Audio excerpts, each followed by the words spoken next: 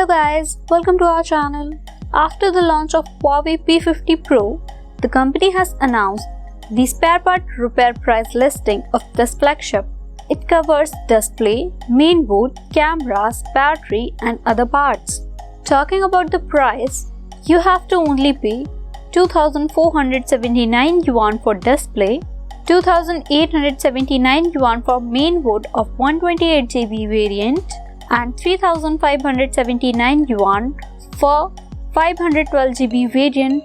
Furthermore, 468 yuan for back cover repair, 940 yuan for primary lens of rear camera, 528 yuan for telephoto lens, 268 yuan for wide-angle camera, 295 yuan for selfie camera, 104 yuan for battery repair, 137 yuan for charging port, 114 yuan for fingerprint scanner repair, 97 yuan for speaker and receiver.